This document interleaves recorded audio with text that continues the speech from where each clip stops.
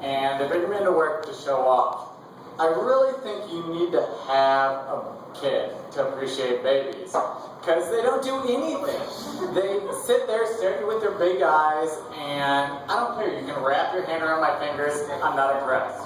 Like, if you want me to give a shit about your baby, teach him a trick.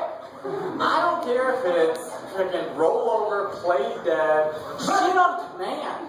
Like, if you want me to care, give it something entertaining, or leave it at home in the kennel and go to work. So, maybe anybody can really have a kid. Like, I guess I'm just better at pulling out. I like to just leave the mess on the stomach. Like, you know, the belly button cum pool.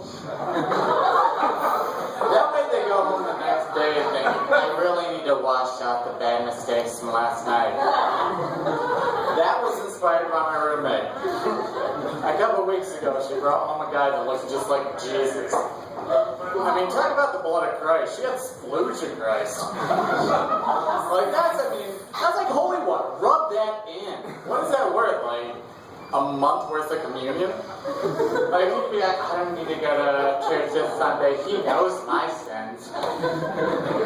So, a couple of weeks ago, I was at a friend's barbecue, and they just had a new baby girl, like him and his wife, and you really want to be appreciative of your friend's babies. Like, you know they're proud parents, but I know I'm not ready for kids at this point, because the first thought when I saw her was, you know, someday somebody's gonna fuck that baby. No, I'm not talking as a baby. I'm maybe 16, 17 years down the road. I mean, maybe 14 years if she has daddy issues and she's a slut. But kids these days, they grow up with all of this technology. I mean, they've got all this sell new apps and everything, and some of it I just don't get. Like Snapchat, what is the point to get a picture for 10 frickin' seconds? I don't even get to appreciate your photographic work. I mean, I understand there are some things good for Snapchat, like sexting. And you want to show a little skin, be provocative, but you don't want them to have it forever.